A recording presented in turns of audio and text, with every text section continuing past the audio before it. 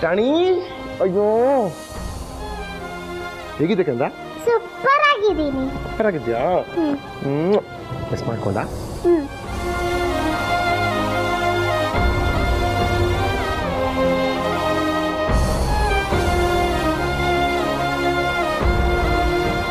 ಪ್ರೀತು ಹೇಗಿದೆಯಪ್ಪ? ನಾನು ಚೆನ್ನಾಗಿದ್ದೀನಿ, ಆಶೀರ್ವಾದ ಮಾಡಿ. ದೇವ್ರು ಒಳ್ಳೇದು ಮಾಡ್ಲಪ್ಪ. ನೀವು ಹೇಗಿದ್ದೀರ ಮಾಮ್? ಚೆನ್ನಾಗಿದ್ದೀನಿ ಕಣೋ. ಹೇಳಿದ್ರೆ ಏರ್ಪೋರ್ಟ್ಗೆ ಕಾರ್ ಕಳಿಸ್ತಿದ್ದಲ್ಲ. ಇರ್ಲಿ ಡ್ಯಾಡ್, ಕೆಲವು ಸತಿ ಸರ್ಪ್ರೈಸ್ ಇಲ್ಲಿ ಬರ್ಬೇಕಾಗತ್ತೆ.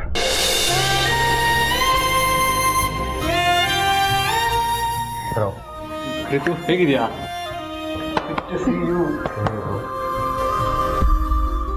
ಅದಕ್ಕೆ ಚೆನ್ನಾಗಿದ್ದೀರಾ? ಚೆನ್ನಾಗಿದ್ದೀನಿ, ನೀವು? ಚೆನ್ನಾಗಿದೆ.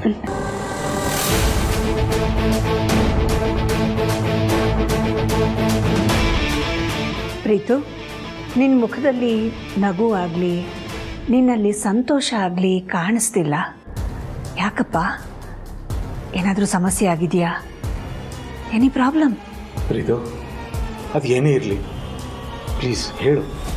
ಅದರಲ್ಲೂ ಹೇಳದೆ ಕೇಳದೆ ದಿಢೀರಂತ ಬಂದಿದ್ದೀಯ ಅಂದರೆ ಏನಾದರೂ ಇಂಪಾರ್ಟೆಂಟ್ ವಿಷಯ ಇರಲೇಬೇಕು. ಹೌದು ಡ್ಯಾಡ್, ಒಂದು ಇಂಪಾರ್ಟೆಂಟ್ ಮ್ಯಾಟರ್ ಇದೆ. ಅದು ಈಗ ಎಲ್ಲರ ಮುಂದೆ ಹೇಳುವಂಥ ಸಮಯ ಬಂದಿದೆ.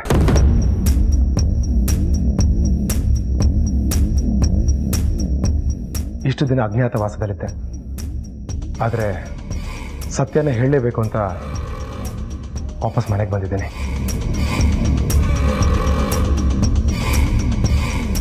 ಸತ್ಯನಾ?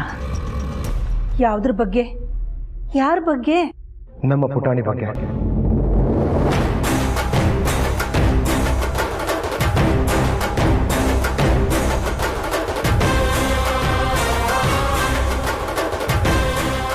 ಪುಟಾಣಿ ಬಗ್ಗೆನಾ? ಏನ್ ಪ್ರೀತು? ಇಷ್ಟು ದಿನ ಇದು ನನ್ನ ಮಗು. ಪುಟಾಣಿ ಅದಕ್ಕೆ ಜೊತೆ ಸೇರಬಾರ್ದು, ಮಾತಾಡಿಸ್ಬಾರ್ದು ಅಂತ ರೆಸ್ಟ್ರಿಕ್ಟ್ ಮಾಡ್ತಿದ್ದೆಲ್ಲ, ಇನ್ನು ಮುಂದೆ ಅದು ನಡೆಯಲ್ಲ. ಇನ್ನು ಮುಂದೆ ಪುಟಾಣಿನ ಅದಕ್ಕೆ ನೋಡ್ಕೊಳ್ತಾರೆ. ಪುಟಾಣಿ ಅದಕ್ಕೆ ಜೊತೆನೇ ಇರ್ತಾಳೆ.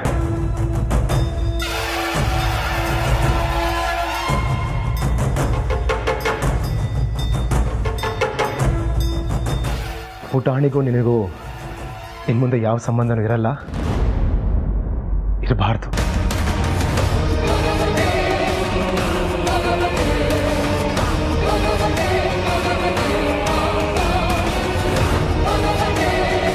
ಪ್ರೀತು, ನಿಂಗೆ ತಲೆ ಕೆಟ್ಟಿದ್ಯಾ? ಪುಟಾಣಿಗೂ ನನಗೂ ಇನ್ ಮುಂದೆ ಯಾವ ಸಂಬಂಧನೂ ಇರಬಾರ್ದು ಅಂತ ಬೇರೆಯವ್ರಿಗೆ ಹೇಳೋ ಥರ ಹೇಳ್ತಿದ್ಯಲ್ಲ. ಪುಟಾಣಿ ನಮ್ಮ ಮಗಳು, ಅದ್ ನೆನ್ಪಿದ್ಯಾ ನಿನಗೆ? ಚೆನ್ನಾಗಿ ನೆನಪಿದೆ. ಯಾವ ಸಂದರ್ಭ ಬಂದರೂ ಯಾವುದೇ ಕಾರಣಕ್ಕೂ ನಮ್ಮ ಪುಟಾಣಿನ ನಾವು ಬಿಟ್ಟುಕೊಡಲ್ಲ. ಆದರೆ ಸತ್ಯ ಏನಂತಂದ್ರೆ, ಪುಟಾಣಿ ನಮ್ಮ ಮಗಳಲ್ಲ, ನಮ್ಮ ಬ್ರೋ ಅದಕ್ಕೆ ಮಗಳು.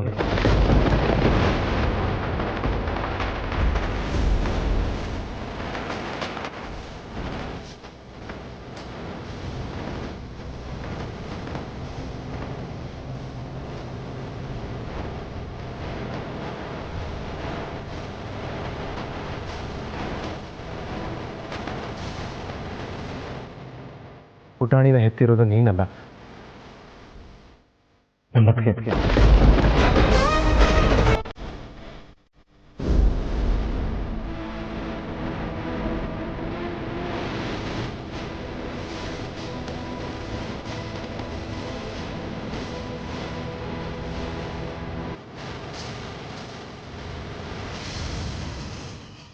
ಪ್ರೀತು, ಏನು ಹೇಳ್ತಿದ್ಯಪ್ಪ?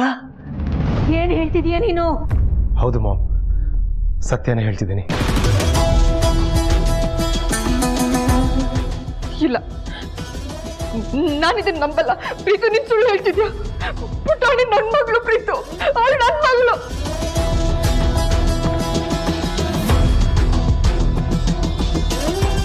ಅದಕ್ಕೆ ಇಷ್ಟು ದಿನ ಮುಚ್ಚಿಟ್ಟಿದ್ದ ಸತ್ಯನ ಇವತ್ತಾದ್ರೂ ಎಲ್ಲರ ಮುಂದೆ ಹೇಳಿ. ಹೇಳ್ತಿದ್ರೆ ನಮ್ಮ ಪುಟಾಣಿ ಮೇಲೆ ನಾಳೆ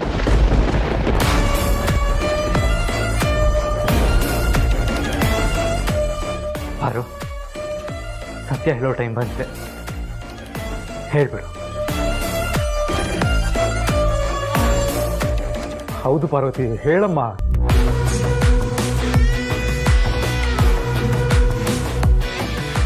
ಹೇಳು ಮಗಳೇ. ಪಾರ್ವತಿ, ಪ್ರೀತು ಹೇಳ್ತಿರೋದು ನಿಜನಾ? ಪುಟಾಣಿ ನಿನ್ನ ಮಗುನ?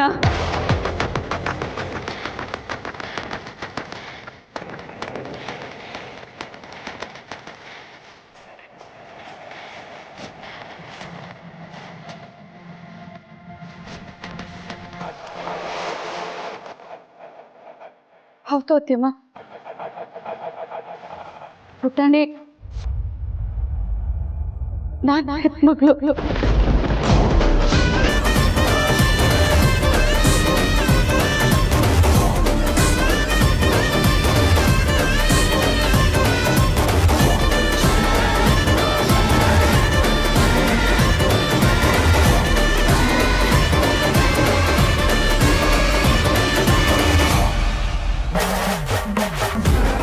ಇಲ್ಲ, ನೀವೆಲ್ಲರೂ ಸೇರಿ ಸುಳ್ಳು ಹೇಳ್ತಿದ್ದೀರಾ. ನಾನಿದನ್ನು ನಂಬಲ್ಲ. ನಂಬಲೇಬೇಕು ಕಣಮ್ಮ. ಪುಟಾಣಿ ನಿನ್ನ ಮಗಳಲ್ಲ, ಪಾರ್ವತಿ ಮಗಳು.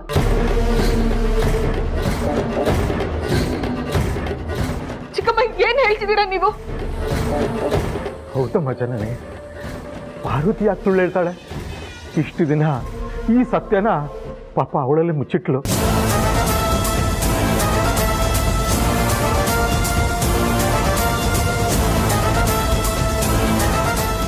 ಇವತ್ತು ಪ್ರೀತಿಯಿಂದಾಗಿ ಮನೇಲಿ ಎಲ್ರಿಗೂ ಗೊತ್ತಾಗೋ ಹಾಗಾಯಿತು. ಮೊದಲು ನನಗೆ ಈ ವಿಷಯ ಗೊತ್ತಾದಾಗ ನನ್ನಿಂದ ನಂಬಕ್ಕಾಗಲಿಲ್ಲ. ಆದರೆ ಇದೇ ಸತ್ಯ.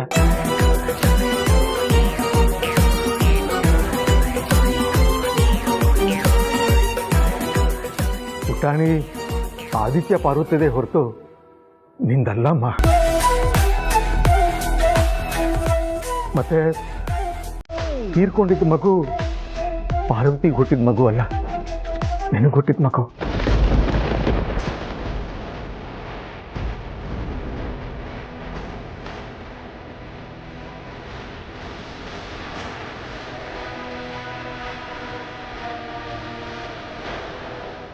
ಮಗು ಮೇಲಿನ ಅತಿಯಾದ ಪ್ರೀತಿ ಇರೋ ನಿನಗೆ ಅನ್ಯಾಯ ಆಗಬಾರ್ದು. ನಿನ್ನ ಮಗು ಸತ್ತೋಯ್ತು ಅನ್ನೋ ವಿಷಯ ನಿನಗೆ ಗೊತ್ತಾದರೆ ನಿನಗೆ ಆಘಾತ ಆಗಬಾರ್ದು. ಬಾಣಂತಿ ಸರಿ ಮತ್ತೆ ಮರುಕಳಿಸಬಾರ್ದು ಅನ್ನೋ ಕಾರಣಕ್ಕೆ ತಾನು ಹೆತ್ತ ಮಗುನ ನಿನ್ನ ಮಡಿಲಿಗೆ ಹಾಕಿದ ತ್ಯಾಗಮೀ ಕಣಮ್ಮ ನಮ್ಮ ಪಾರ್ವತಿ.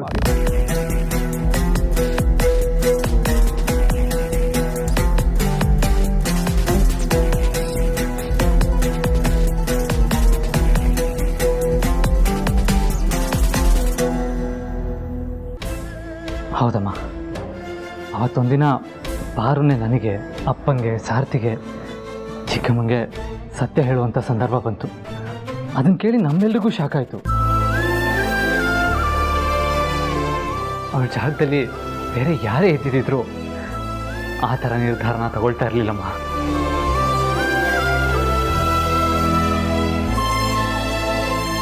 ಒಂದು ಹೆಣ್ಣಾಗಿ ಇನ್ನೊಂದು ಹೆಣ್ಣಿನ ಬಗ್ಗೆ ಆ ಥರ ಯೋಚನೆ ಮಾಡಿದಾಳಲ್ಲ, ಅವಳ ಒಳ್ಳೆತನಕ್ಕೆ ಇದಕ್ಕಿಂತ ಬೆಸ್ಟ್ ಎಕ್ಸಾಂಪಲ್ ಬೇಕಾ?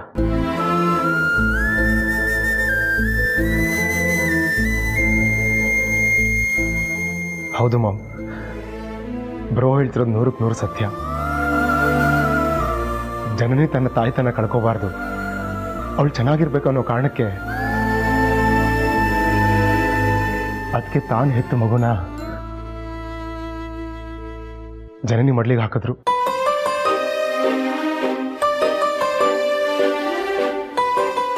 ತನಗೆ ಮಕ್ಕಳಾಗಲ್ಲ ಅಂತ ಗೊತ್ತಿದ್ರು ತನ್ನ ಮಗುನ ನೋಡ್ಕೊಂಡೆ ಜೀವನ ಪೂರ್ತಿ ಕಾಲ ಕಳೀತೀನಿ ಅಂತ ಡಿಸೈಡ್ ಮಾಡಿದ್ರು.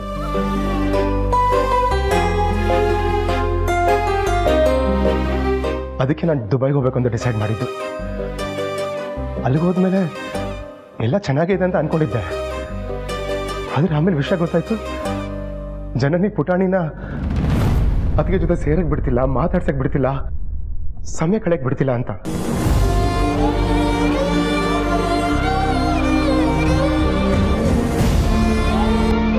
ಆಗಲೇ ನಾನು ಸತ್ಯನ ಎಲ್ಲರಿಗೂ ಹೇಳಲೇಬೇಕು ಅಂತ ಡಿಸೈಡ್ ಮಾಡಿಕೊಂಡು ಇಮಿಡಿಯೇಟಾಗಿ ಹೊರಟು ಬಂದೆ.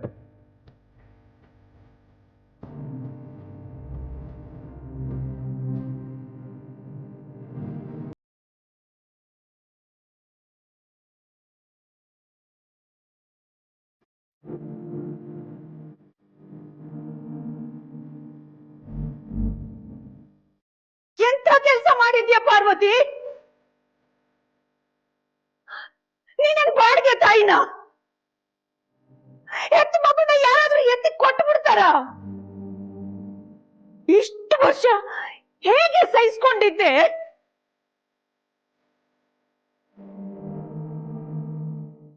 ನಿನಗೆ ಮತ್ತೆ ಮಗು ಆಗಲ್ಲ ಅಂತ ಗೊತ್ತಿದ್ದು ಈ ಕೆಲಸ ಮಾಡಿದ್ಯಾ? ಹೊಡಿಬೇಕು ಅನ್ನಿಸ್ತಿದೆ ಕಣೆ, ಹೊಡಿಬೇಕು ಅನ್ನಿಸ್ತಿದೆ. ಪಾರ್ವತಿ,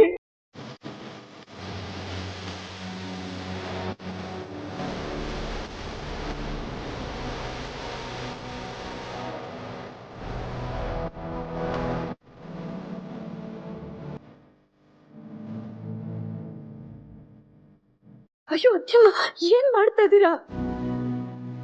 ನಮ್ಮ ಕುಟುಂಬದ ಸ್ವಾಸ್ಥ್ಯಕ್ಕೋಸ್ಕರ ನೀನ್ ಮಾಡಿರೋ ತ್ಯಾಗಕ್ಕೆ ಇದು ನಿನಗೆ ಸಲ್ಲಬೇಕಾದ ಗೌರವನಮ್ಮ. ಅತ್ಯಮ್ಮ, ದಯವಿಟ್ಟು ಹೀಗೆಲ್ಲ ಮಾತಾಡ್ಬೇಡಿ ಅತ್ಯಮ್ಮ. ನಿಮ್ ಮುಂದೆ ನಾನ್ ಮಾಡಿರೋ ಕೆಲ್ಸ ಏನು ಅಲ್ಲ. ನೀವ್ ನನ್ ಪಾಲಿನ ದೇವ್ರು ಅತ್ಯಮ್ಮ. ನಿಮಗ್ ನಾನ್ ಕೈ ಮುಗಿಬೇಕು. ದಯವಿಟ್ಟು ಹೀಗೆಲ್ಲ ಕೈ ಮುಗಿಬೇಡಿ ಅತ್ಯಮ್ಮ. ಕೆಲವು ಸಲ ಗೊತ್ತಿಲ್ಲದೆ ಈ ದೇವ್ರು ತಪ್ಪು ಮಾಡಿಬಿಟ್ಟಿದ್ದಾಳೆ ಕಣಮ್ಮ.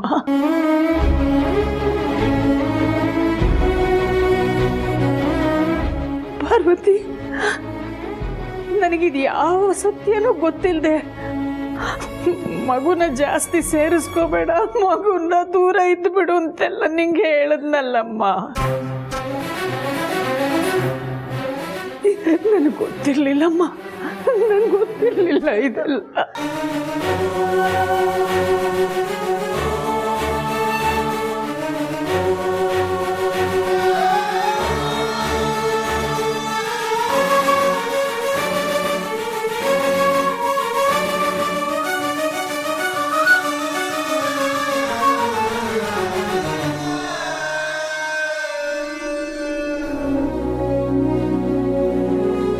ಜನನಿ, ಇದು ಸತ್ಯ,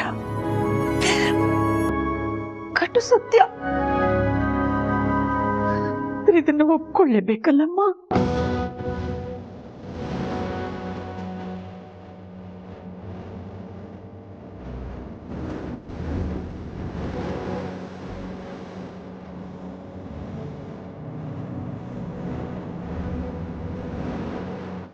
ಪುಟಾಣಿ, ನೀವೇ ಮಗಳಾದ್ರು ಇವಳನ್ನ ನಿಮ್ ಜೊತೆ ಸೇರೋದಕ್ಕೆ ನಾನು ಬಿಡ್ಲೇ ಇಲ್ಲ ಅಕ್ಕ. ಆದ್ರೂ ಒಂದು ಮಾತು ಹೇಳಿಲ್ವಲ್ಲಕ್ಕ ನೀವು. ತಪ್ಪನ್ನು ಕ್ಷಮಿಸ್ಬೇಡಿ, ಕ್ಷಮಿಸ್ಬೇಡಿ.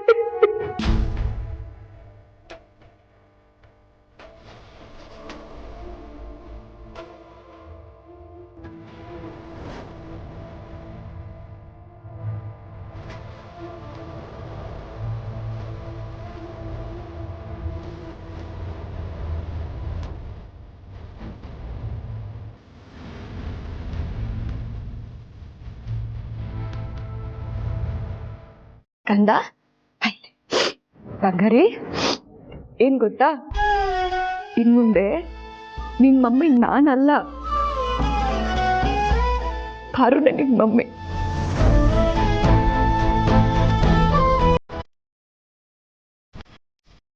ಹೌದಾ? ಹೌದು.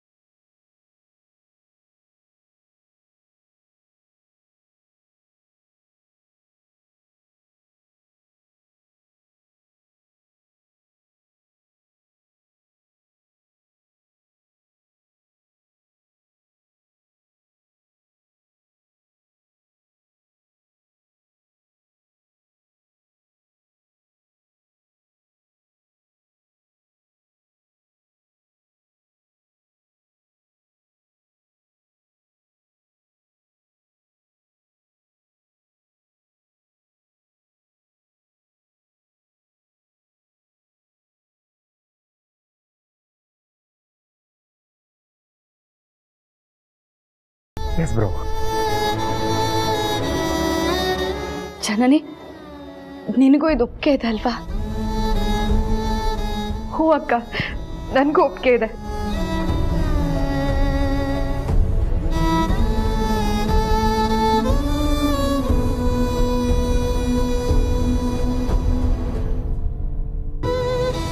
ಸದ್ಯ ಅಂತೂ ಇಷ್ಟು ದಿವಸ ಅರಸನ ಕೋಟೆಗೆ ಹಿಡಿದಿದ್ದ ಗ್ರಹಣ ಇವತ್ತು ಬಿಡ್ತು.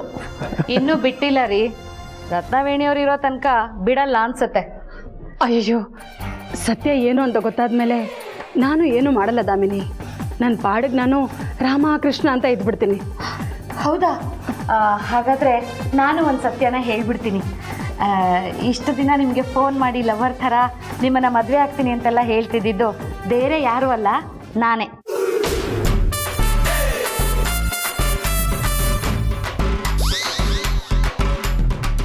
ದಾಮಿನಿ, ನೀನಾ ನನಗೆ ಫೋನ್ ಮಾಡ್ತಾ ಇದ್ದಿದ್ದು? ಹಾಂ, ನಮ್ಮ ಪಾರುಗೆ ನೀವು ತುಂಬ ಟಾರ್ಚರ್ ಕೊಡ್ತಿದ್ರಲ್ಲ, ಅದನ್ನು ನೋಡೋಕ್ಕಾಗದೆ ನಾನು ಗಣಿ ಸೇರಿ ಈ ಪ್ಲ್ಯಾನ್ ಮಾಡಿದ್ವಿ. ಹೌದು, ಐಡಿಯಾ ಕೊಟ್ಟಿದ್ದೆ ನಾನು. ನೋಡಮ್ಮ ದಾಮಿನಿ, ಇನ್ನು ಮುಂದೆ ನೀನು ನನ್ನ ಹತ್ರ ಈ ಥರ ಎಲ್ಲ ಗೋಳು ಹಾಕೋಬೇಡಮ್ಮ. ನಾನು ಒಳ್ಳೆಯವಳಾಗಿದ್ದೀನಿ ಕಣಮ್ಮ, ನನ್ನ ನಂಬು. ನಂಬ್ತೀನಿ, ಆದರೆ ನಮ್ಮ ಪಾರು ಹತ್ರ ನೀವು ಕ್ಷಮೆ ಕೇಳಬೇಕು. ಪಾರು, ಇಷ್ಟು ದಿನ ನಾನು ನಿನಗೆ ತೊಂದರೆ ಕೊಟ್ಟಿದ್ದಕ್ಕೆ ದಯವಿಟ್ಟು ನನ್ನನ್ನು ಕ್ಷಮಿಸ್ಬಿಡಮ್ಮ. ಅಯ್ಯೋ, ಇರಲಿ ಬಿಡಿ, ಮಾಡಿದ ತಪ್ಪನ್ನು ತಿದ್ಕೊಂಡ್ರಲ್ಲ, ಅದು ಸಾಕು. ಪುಟಾಣಿ, ನಿಮ್ಮ ಅಮ್ಮ ನನ್ನನ್ನು ಕ್ಷಮಿಸ್ದಂಗೆ ನೀನು ನನ್ನನ್ನು ಕ್ಷಮಿಸ್ಬಿಡು ಕಂದ. ಇನ್ನು ಮುಂದೆ ನೀನು ನನಗೆ ಮೊಮ್ಮಗಳೇ, ಸರಿನಾ? ಸರಿ ಅಜ್ಜಿ.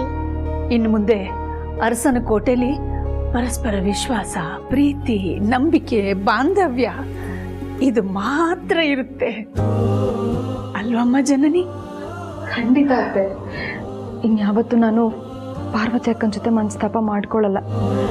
ಇದಕ್ಕೂ ಮೊದಲು ನಾವಿಬ್ರು ಹೇಗೆ ಒಳ ಹುಟ್ಟಿದ ಅಕ್ಕ ತಂಗಿರ ಥರ ಇದ್ವೋ, ಇನ್ನು ಮುಂದೆನೂ ಹಾಗೆ ಇರ್ತೀವಿ ಅಲ್ವಾ ಅಕ್ಕ? ನೀನು ಯಾವತ್ತಿದ್ರೂ ನನಗೆ ತಂಗಿನೇ. ಅದಕ್ಕೆ ಹಾಗೆ ಇನ್ನೊಂದು ಗುಡ್ ನ್ಯೂಸ್ ಇದೆ. ನಮ್ಮ ಪಾರ್ವತಿ ಅವ್ರ ಊರಿಂದ 1000 ಜನ ಕಾರ್ಮಿಕರನ್ನು ಕರೆಸಿದ್ದಾರೆ. ನಾಳೆನೆ ಸ್ಕೂಲ್ ಕಟ್ಟೋ ಕೆಲಸ ಶುರು ಆಗ್ಬಿಡುತ್ತೆ. ಹೌದೇನಮ್ಮ ಪಾರ್ವತಿ? ಹೌದು ಅತ್ಯಮ್ಮ. ಆದರೆ ಇದಕ್ಕೆ ಅಪ್ಪ, ಚಿಕ್ಕ ಮಾವ, ಜಯಕ್ಕ ಎಲ್ಲರೂ ನನಗೆ ಸಾಥ್ ಕೊಟ್ಟಿದ್ದಾರೆ. ಹೇಶ್ ಪಾರ್ವತಿ, ಅಂತೂ ನೀನು ಅಂದ್ಕೊಂಡಿದ್ದನ್ನ ಸಾಧನೆ ಮಾಡಕ್ ಹೊರಟಿದೀಯಲ್ಲ, ಭೇಷ್. ಪಾರು, ನೀನು ಮಮ್ಮಿ ಹೀಗೆ ಯಾವಾಗ್ಲೂ ನಗ್ತಾ ಇದ್ದೆ, ನನಗೆ ತುಂಬಾ ಖುಷಿ ಆಗುತ್ತೆ ಗೊತ್ತಾ? ಸರಿ ಕಂದ, ಇನ್ಮೇಲೆ ಇಬ್ರು ನಗ್ನಗ್ತಾ ಇರ್ತೀವಿ, ಸರಿನಾ? ಅಲ್ವಾ ಜನನಿ? ಹೌದು ಕಂದ, ಇನ್ ಮುಂದೆ ನಾವಿಬ್ರು ಖುಷಿಯಾಗಿರ್ತೀವಿ. ರಘು, ಇವತ್ತಿಗೆ ನನ್ನ ಜೀವನ ಸಾರ್ಥಕ ಅನ್ನಿಸ್ತಿದೆ. ಮನುಷ್ಯನಿಗೆ ಜೀವನದಲ್ಲಿ ಎಷ್ಟೇ ಹಣ ಬಲ, ಜನ ಬೆಂಬಲ ಇದ್ರೂ ನೆಮ್ಮದಿ ಇಲ್ಲ ಅಂದರೆ ಬದುಕೇ ಶೂನ್ಯ ಅನ್ನಿಸ್ಬಿಡುತ್ತೆ. ಆದ್ದರಿಂದ ಬದುಕಿನಲ್ಲಿ ನೆಮ್ಮದಿ ತುಂಬ ಮುಖ್ಯ.